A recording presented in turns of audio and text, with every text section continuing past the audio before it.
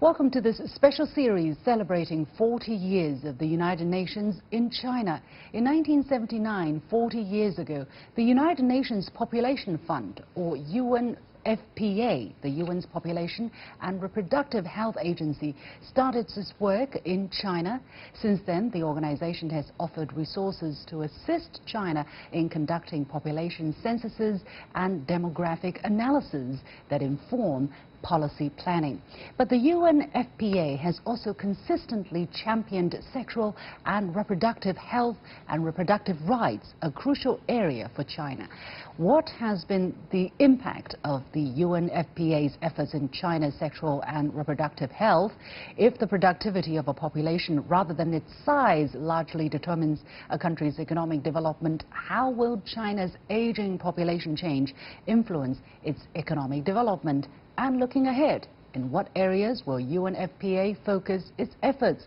I'm pleased to be joined in the studio by Dr. Babatunde Ahonsi, UNFPA representative in China. Dr. Ahonsi, thank you so much for joining us. Thank you. Glad to be here. Thank you. So first of all, let's look back in history. In 1979, as I said, the UNFPA came to China together with six other five other UN agencies, I should say, with UNICEF, WFP, UNDP, UNHCR and UNIDO. Exactly what was the consideration back then to have UNFPA as part of the first contingent, let's say, of UN agencies in China?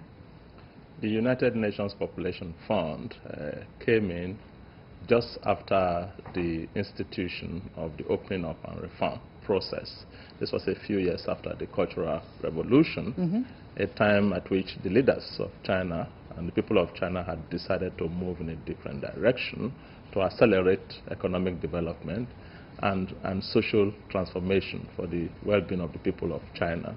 At that time, the goal was to double GDP increase by the year 2000 from the rate in 1980. So we came in at that time when China really needed assistance around issues of population planning, especially population data. So when we came in 1979, it was very clear to us that one of the first things we needed to do was to assist the government and people of China to develop national capacity for collecting and using population data for planning development. So what exactly you could offer that China didn't have back then? I understand that China conducted its third population census in 1982, 2 or 3 years after your agency came to China. Was it one of the first projects that UNFPA was involved in China, and exactly what were the expertise that you could share with China? Just to make a good point here, that we were the first international organization to offer assistance and cooperation with China on population issues. If you look at the censuses of 1964 and before then 1953, for example, it simply asked questions on 6 topics, age, sex, and things like that. By 1964, you had maybe questions on about 9 topics. But as at 1982, the number of characteristics of the population on which information was collected had gone up to 19, in line with international standard and practice at that time. So we brought to China the methodology, the approaches that you need to use to be able to collect information on all members of your population. And we also brought in the equipment, the technology that is required. Computers were introduced. And it was the 1982 census that revealed to us that for the first time in human history, we had a country that had more than 1 billion people. So that was significant. But much more significant is the fact that we had detailed information on the distribution of the population.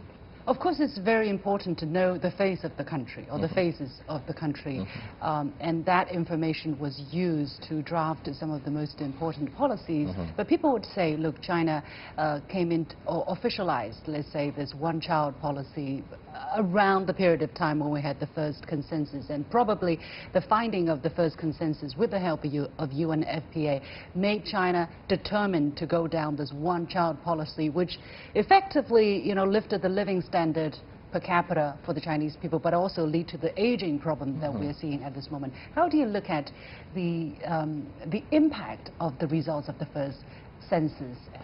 The most significant impact, UNFPA, yeah. The most significant impact, I should stress, is the fact that for the first time we had good enough, accurate information on the population, its size, its distribution, and its various characteristics, which made it possible for the government from that time onwards, because things improved over time, to engage in evidence-based policy making and planning.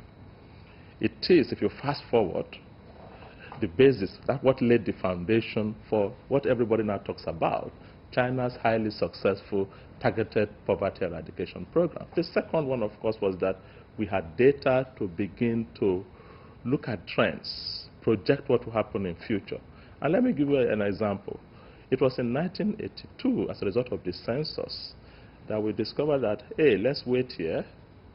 Aging is a real possibility in the not too distant future. Back then? By that time, the population census showed that 7.6% of the population was already 60 years and above. Of course, we define conventionally an aging society as a society with 10% or more of its population age above 60. So at that time, we began to support studies to anticipate the aging process. It was also at that time that China established the National Committee on Aging. The transition to lower fertility was inevitable, you know. So I don't think it is completely correct to say that it was the findings, the data generated by the 1982 census that led directly to the institution of the one-child policy. In any case, all demographers now agree, serious demographers now agree, that however you slice the data, China will by today have still become a low fertility society, simply because of the rapid modernization of the country and what that has done to the cost and benefits of childbearing, and the fertility preferences, the childbearing preferences and desires of the people of China. What has been the changing, the process of the evolution of the role of UNFPA in China over the past 40 years then? I understand in the beginning you helped the country collect data. What about now? Is that still your focus, or what is the priority of your work at this moment? You are right. In the early stages, it was about building national capacity to collect and use population data to assist policy making, development policy making and implementation. In the 90s, because the emphasis then was on how to really make sure that the people of China enjoy continuous improvement in their health and well-being, we shifted a lot of our efforts to supporting the health system, the educational system, to ensure that maternal health improved significantly. We have also, over time, began to emphasize and advocate that it is critical for a middle-income, rapidly developing middle-income country like China to emphasize universal access to sexual and reproductive health and rights for all these people, especially young people and women. Yeah.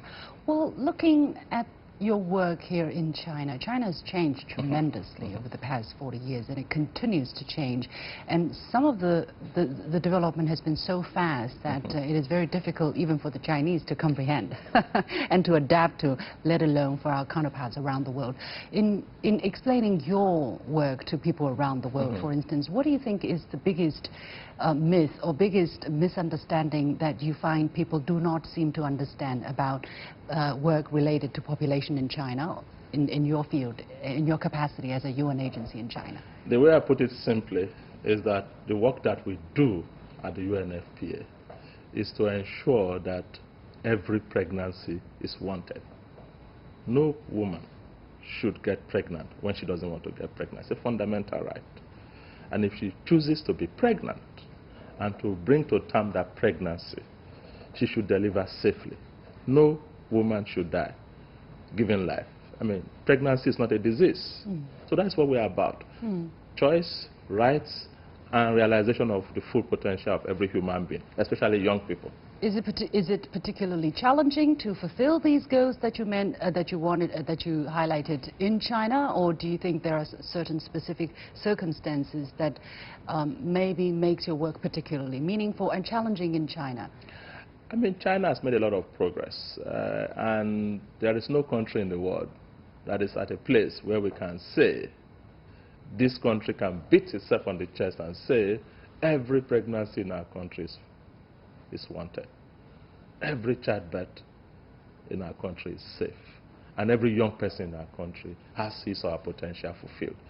To the extent that no country can make that claim, to that extent is every country a work in progress. And so is China. I mean, China has made significant progress.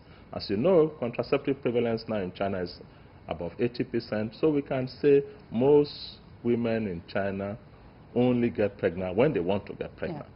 China is a good example of a country that has done very well in reducing maternal mortality. Met that MDG way ahead of schedule. Maternal mortality ratio in China today is 18 per 100,000 live births, quite low by even upper middle income country standard.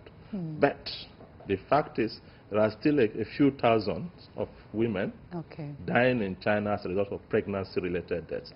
That should not be happening. So our work continues. But I noticed that so far you have yet to mention the challenges ahead for the aging society that China is fast turning into.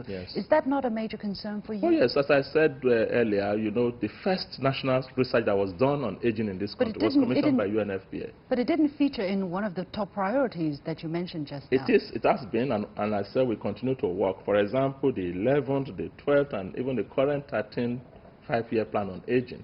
You know, we worked with the government of China, the National Committee on Aging, to develop those plans. And we continue to support efforts to actually have a holistic and all-round, across-sector response to aging. That is the way you deal with aging.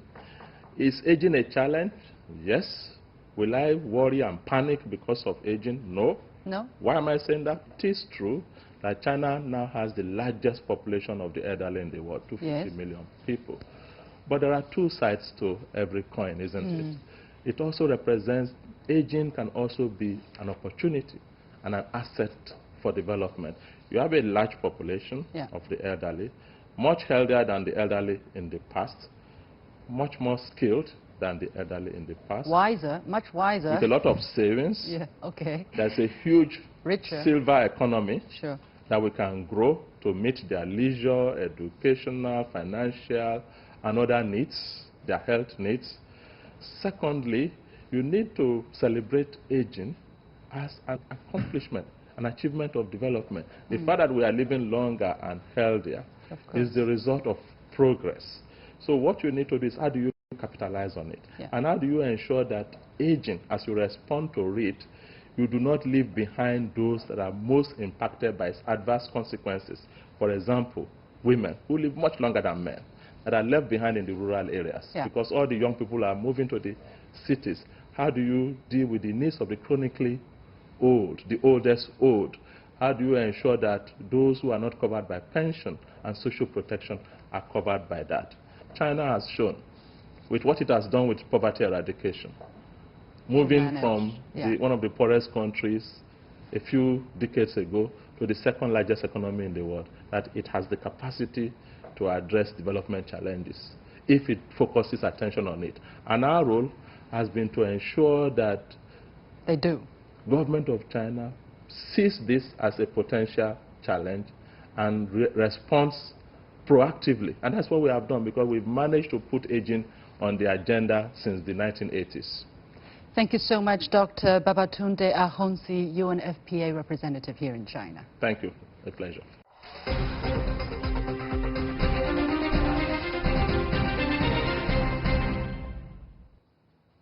And that is all from this edition of The Point. As always, follow us on Facebook and Twitter using the handle The Point with LX. And download the CGTN app to watch our show on your mobile devices, or go to YouTube and look for CGTN The Point. Thanks for watching. You've got The Point.